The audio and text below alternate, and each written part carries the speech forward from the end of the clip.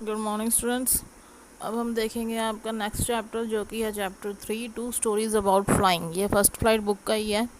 यहाँ पे दो स्टोरीज आती हैं, एक आता है he is first flight by Liam O'Flaherty और एक आता है the black aeroplane by Frederick Forsyth. तो ये दो स्टोरीज़ हैं जो इस टॉपिक के अंदर आते हैं और टॉपिक का नाम है टू स्टोरीज अबाउट फ्लाइंग। ये फ्लाइंग के ऊपर ही है, ठीक है। तो अब हम देखेंगे समरी क्या है इन दो स्टोरीज़ में। ये दो स्टोरीज़ आपको कंटिन्यूसली पढ़नी है, ठीक है।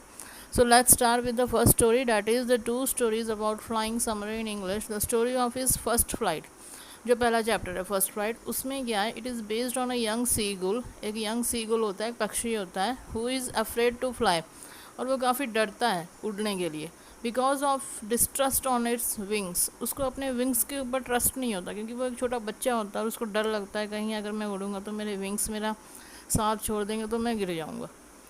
All his younger siblings can fly fearlessly despite their short wings। ठीक है, तो उसके जितने भी यंगर सिबलिंग्स थे, मीन्स जितने भी उसके भाई बहन थे, वो सारे उड़ गए थे सिर्फ उसको छोड़कर, क्योंकि उसको डर था अपने छोटे छोटे विंग्स के ऊपर, क्योंकि वो अभी बच्चा था तो वो इतनी जल्दी उड़ नहीं पा रहा था। On the other hand the young bird can not gather the courage to trust his wings. और उसको इतनी हिम्मत भी नहीं आ रही थी, हिम्मत भी नहीं जुटा पा रहा था वो कि मैं उड़ जाऊँ, ठीक है।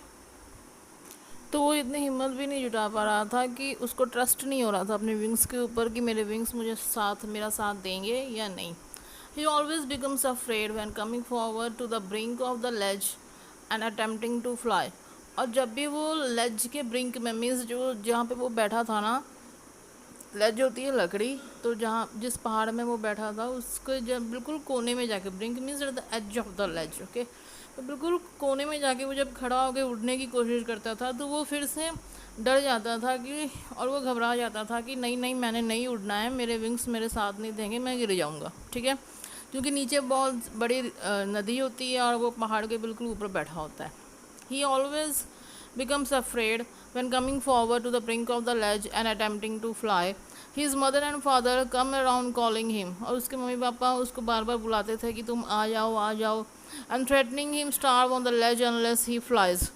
और उसको ये भी डराते थे कि अगर तुम उड़ोगे नहीं तो तुम भूख से मर जाओगे, क्योंकि हम लोग तो अपना भूख मिटाने के लिए हम लोग तो चले गए, तुम अकेले वहीं पर रह गए हो। इसके बाद Despite all the upbraiding and calling to him shrilly,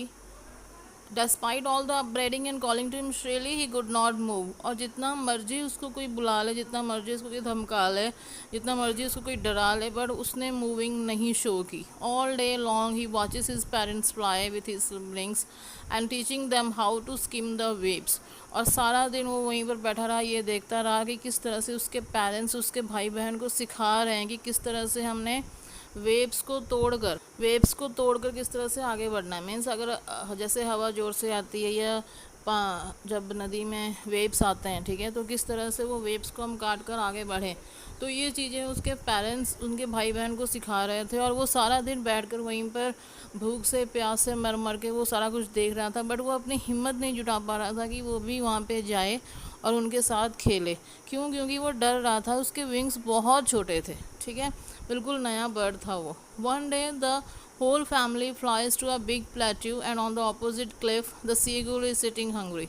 और एक दिन क्या हुआ कि ऐसे ही डेली क्या होता था कि उसके पेरेंट्स और सिबलिंग्स ऐसे ही घूम फिर कर आ जाते थे, वो वहीं पे बैठा रहता था। तो एक दिन क्या हुआ, उसके पेरेंट्स, उसकी सारी फैमिली दूसरे प्लेट्यू की तरफ चली गई और वो वहीं पर अकेला बैठा रहा, और वो लोग ऑपोजिट डायरेक्शन में चले गए उसके, ठीक है। जैसे सामने एक पहाड़ है तो उसके ऑपोजिट में जो उसके सामने एक पहाड़ होगा, ठीक है, तो इस तरह से बिल्कुल सामना सामनी हो गया और बीच में एक रिवर फ्लो कर रही थी। He begs his mother to bring him some food. और वो इतना भूख से मर गया था कि वो अपनी मम्मी को मीन्स बेग कर रहा था, कि अपनी मिन्नतें निकाल रहा था कि प्लीज़ मुझे खाना ला दो, नहीं तो मैं मर जाऊँगा। His mother picks a piece of fish and flies across to him. अब उसकी मम्मी ने एक फ़िश का टुकड़ा उठाया और उसकी तरफ चलने लगी, उसकी तरफ उड़ने लगी। Maddened by hunger he jumped at the fish with a loud shout. अब यहाँ पे क्या होता है, जैसे उसने देखा कि उसकी मम्मी उसकी तरफ फ़िश लेके आ रही है तो वो बिल्कुल पागल हो गया था भूख से, और उस भूख की वजह से उसको ये भी नहीं याद रहा कि वो उसके जो विंग्स थे वो उसका साथ देंगे या नहीं, मीन्स जो डर था उसका वो भी वो भूल गया है। और जब उसने देखा कि उसकी मम्मी उसकी तरफ फ़िश लेकर आ रही है तो वो अपने भूख से इतना ज़्यादा मीन्स अपने आप को मैड, अपना पागलपन हो गया उसकी इतनी ज़्यादा, मतलब वो पागल हो गया था भूख के मारे कि जब उसने देखा कि उसकी मम्मी फ़िश लेकर आ रही है तो वो भी ज़ोर से चिल्लाकर अपने आप को उड़ना शुरू कर देता है। He falls outward and downward into space and he can feel his wings cutting through the air. और वो इतना ज़्यादा खुश होकर अपनी मम्मी की तरफ चला जाता है कि उसके जो विंग्स होते हैं वो ऊपर नीचे होते हैं और उसको फील हो रहा है कि मैं एयर की तरफ जा रहा हूँ, एयर मुझे आगे टकरा रही है। The next moment he is flying fearlessly and his siblings soaring and diving with him। और नेक्स्ट मोमेंट में ही क्या होता है कि वो बिल्कुल खुशी खुशी फ्लाई कर रहा होता है और बिल्कुल बिना डरे fearlessly, और उसके जो सिबलिंग्स होते हैं वो उसके साथ खेल रहे होते हैं। तो इस तरह से एक भूख के मारे वो फ्लाइंग सीख जाता है। तो यहाँ पे क्या था कि एक यंग सी गुल किस तरह से फ्लाइंग सीखता है, ठीक है, ये है। अब नेक्स्ट स्टोरी जो है वो है आपके ब्लैक एरोप्लेन की है नेम।